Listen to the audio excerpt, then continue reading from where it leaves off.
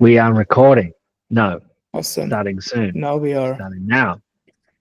Transcript starting soon. We're recording now, and the transcript is coming soon. Very good. Well, welcome everyone to the working group for 2025. I feel obviously it's appropriate to open the year of 2025 with the observation that 2025 is, of course, the year of Hydra. So great time to join the working group. If there's new people here, if there's new people watching, feel free to join the next one. If you're watching this, you already know where to go. As is typical, we don't have an agenda. So does anyone have something they want to? I have one thing, but maybe other people have other things. Does anyone want to start with anything? I have something. Okay. So then let's. Shall I just start with my?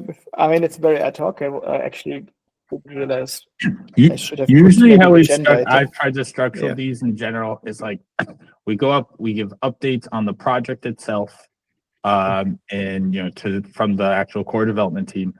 Then we kind of jump in if there's a project teams or project updates that people want to give, and then we kind of open it up afterwards, and for any ad hoc, people have gotten it, or asked for it. So that's perfect. So how we I'll be at project updates then. So core updates first. Core updates. I can do core updates. Yeah, probably like the most relevant thing is that the incremental commits work now is effectively merged and done. The only outstanding thing is spec related. So kind of all the functionality is there, unreleased at present, but in the master branch. And I think Sasha put a call out on Twitter. So we're obviously interested in feedback, whether it works, whether you hate it or love it. But please feel free to now experiment with that. And it'd be really useful to know what you make of it. And just to give you an example of what you can do, you can now open ahead and commit nothing at the start, and then commit things as you please as you go along. And so then you can commit as much as you like, as many times as you like, and then you can do many things, and you can even incrementally decommit. And so there's a few kind of details about how that works. Like I think you can only incrementally commit one thing at a time, and there's a little bit of detail in that process. But the main thing I'm asking for here is to have a go of it, see if you can even use it, which you should be able to do in the TUI, and let us know what you think. So that's basically the biggest update. Most of the other work that we've been doing has been, busy work, basically, various fixes here and there, tidy ups. I'm not sure there's anything like particularly huge. Like the main bit of trivia we have, I think we've mentioned this trivia before, is that we're having a lot of joy writing in Icon over Haskell. So that's like continued on. I don't know if there's anything else to mention that I can think of off the top of my head right now. I'll come back to it if I do think of something, but I think that's the main thing.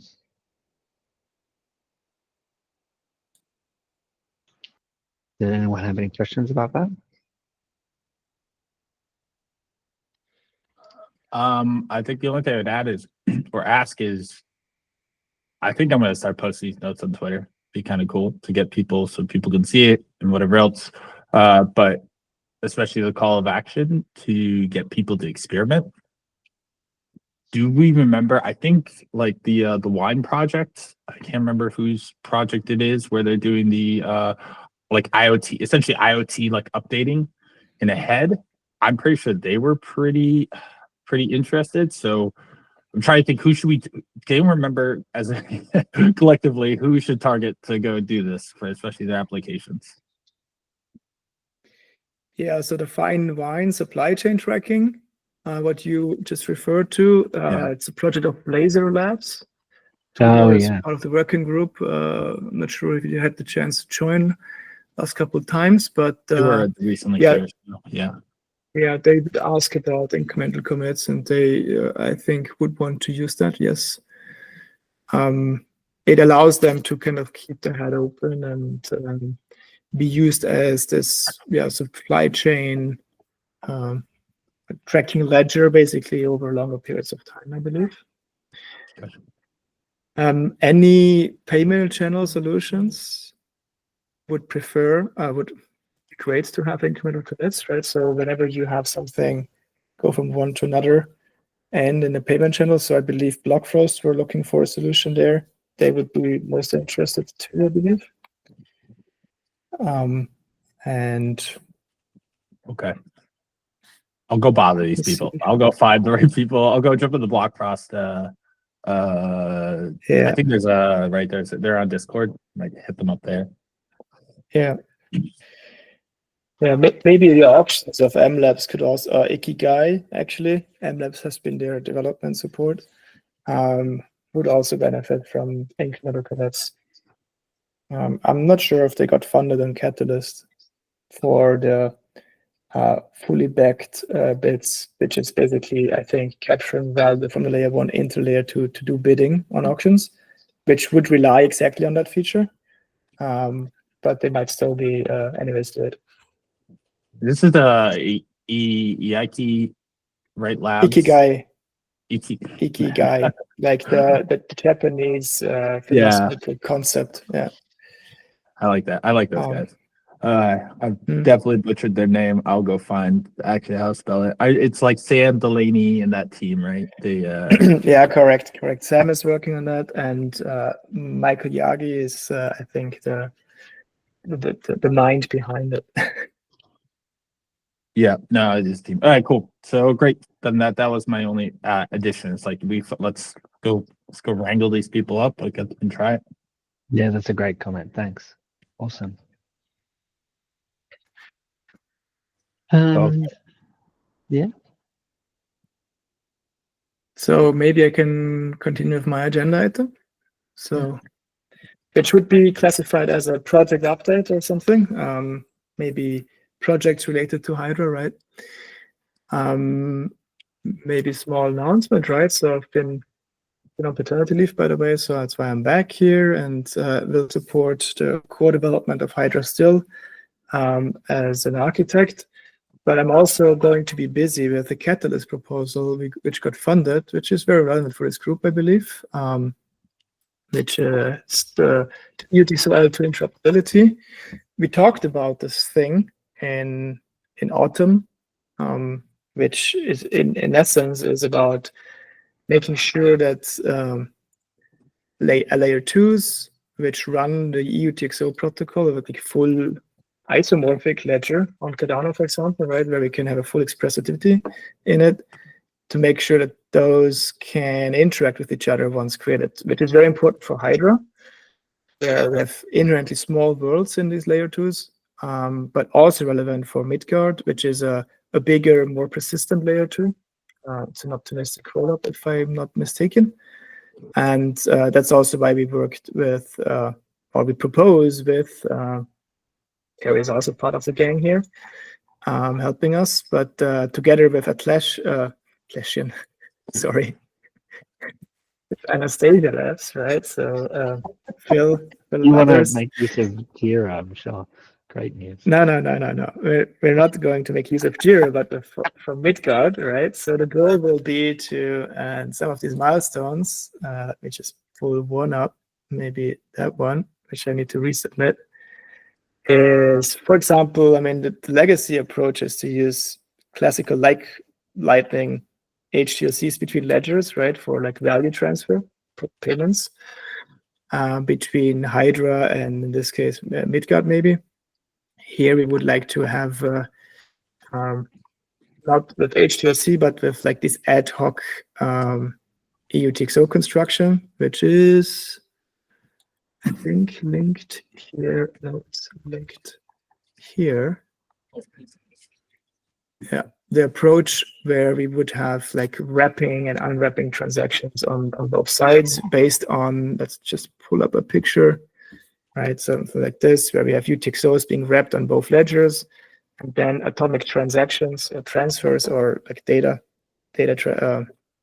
transmission between two ledgers, which is very similar to like cross-chain communication, although with the speciality that those all are happening on layer 2s on the same layer 1, right? So you don't need to ensure the security from a foreign chain in this, we could also call it a bridge, but there is a way to kind of dispute. The dispute state space will be most likely an ad hoc Hydra head, which is to be opened whenever there is an inconsistency between the two ledgers to be proved. And yeah, this project is currently getting onboarded. Will be started in January.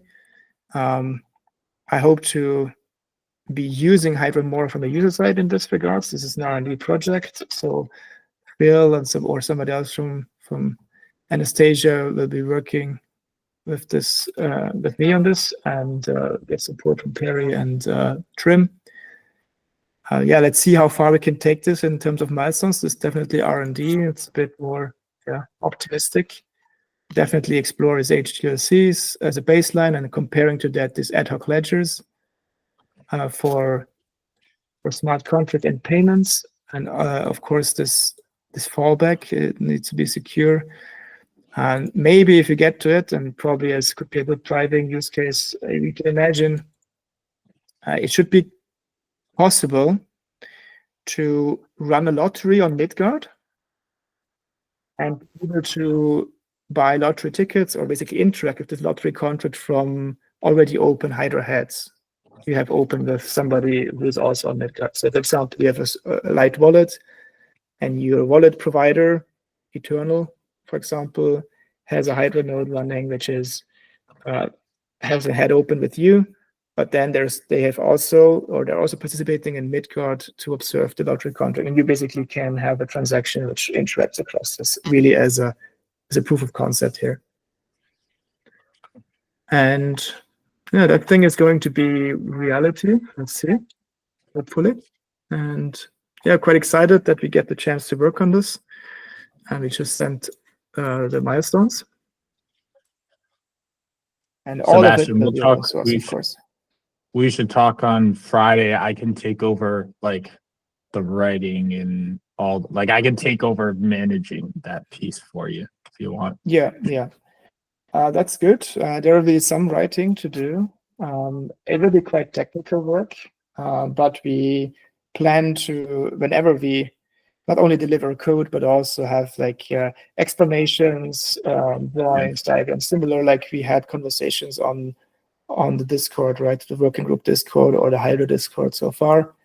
And definitely exciting. We'll push the frontiers on both Hydra and Midgard a bit.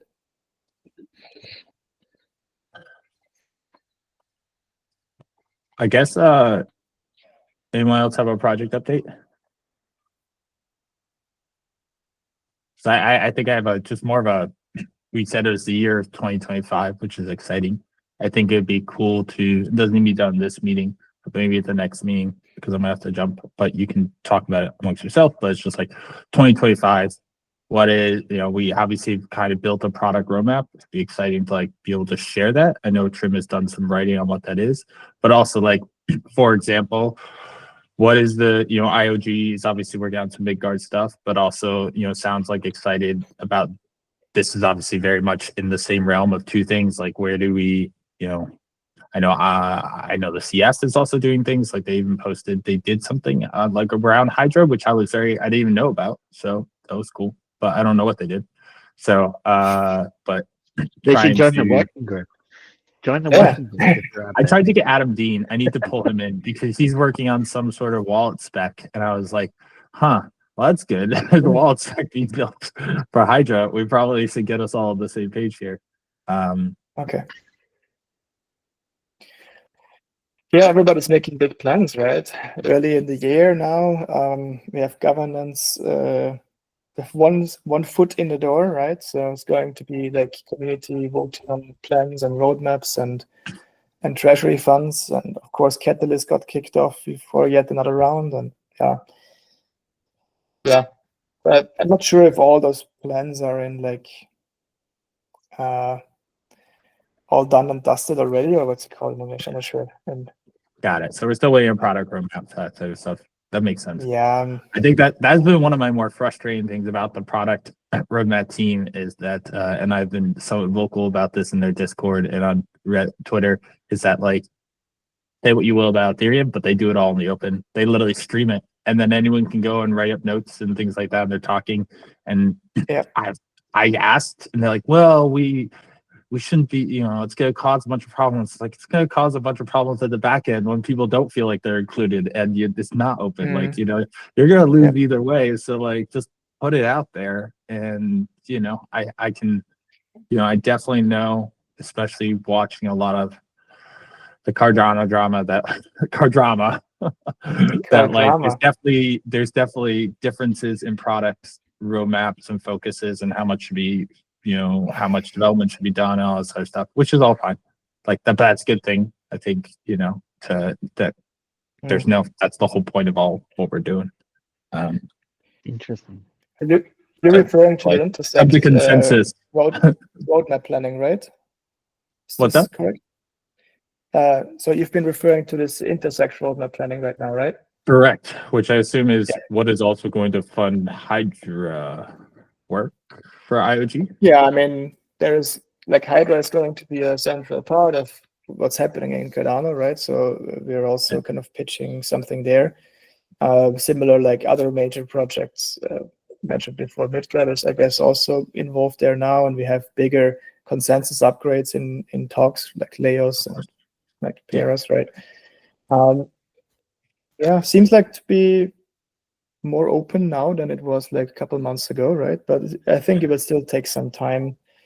We could feature though what the Hydra parts there look like, and I mean Trim talked about it in the past, even earlier than this got public through Intersect in this round here, right? So, but I think not much changed there, but a lot of in the lines of what I just showed. I think the Catalyst proposal is, I think, in a similar nature. So really making sure that the one Hydra head layer 2 building block we have right now, right, that needs to be more useful, more generally useful in use cases of for people like we had here already for their use cases, and making this more useful, bridging the gaps between Hydra heads, making it more flexible, how it can be used is very important.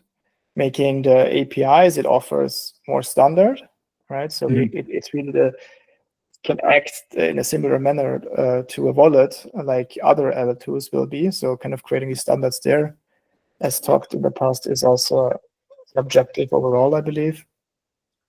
And I just had one other thing. Trap is the main goal. I just had one other thing that I think we talked about in a working group previously, is we talked about this idea of like having a thresholded number of parties that could agree on snapshots. And that's something we talked to the researchers about. And I think the bottom line is going to be a little bit more complicated than we may have wished.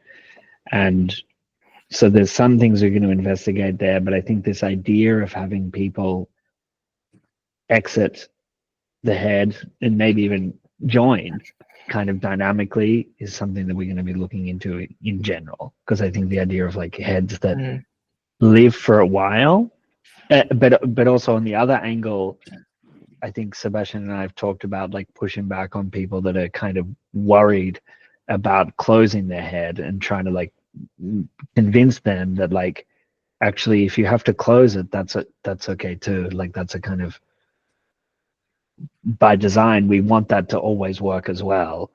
And so we're kind of trying to work on both those fronts with various people. So I'd say we're going to try and work on both those things. That's probably a pretty important roadmap-y kind of item. I guess what you're like, right? Because I can imagine almost like a TCP/IP connection, right? That you lose the connection. Okay, the head closes. You talk about always a recoverable state. You can always just spin up your state and just start over.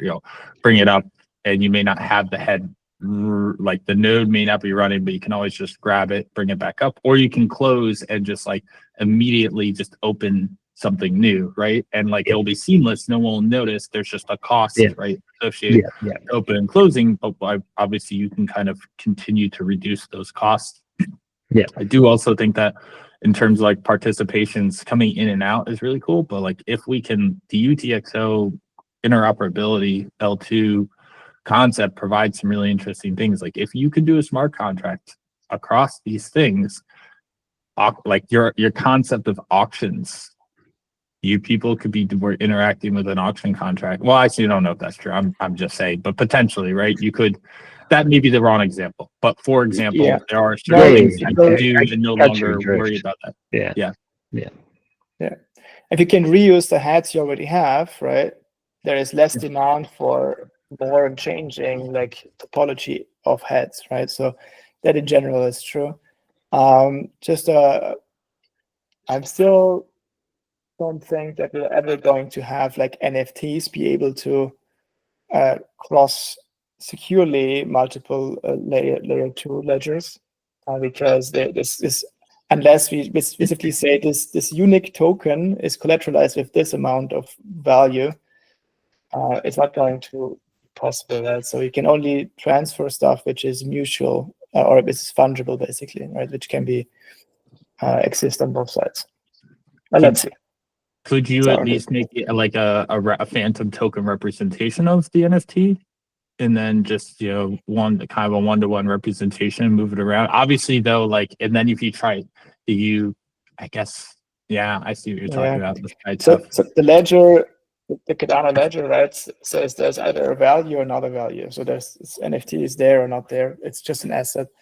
The question is, do we allow to create assets in some ledger if we have proof that they are not on the other ledger anymore? We can enforce them on the layer 1. This is the only thing which comes close to a transfer, a real transfer.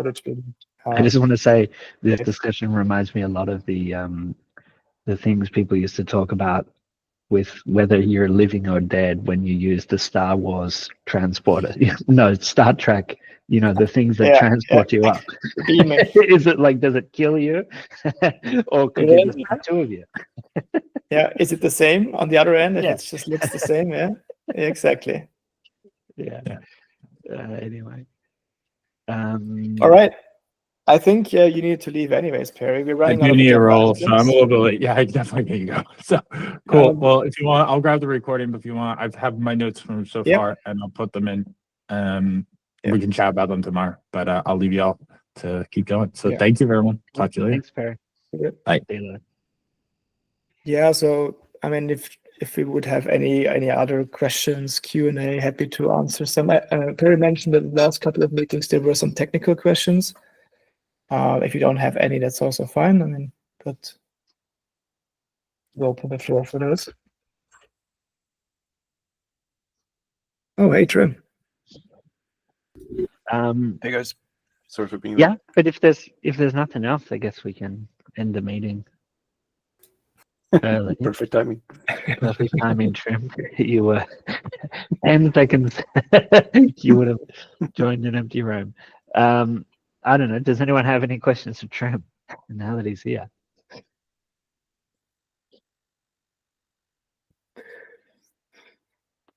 Okay, yeah.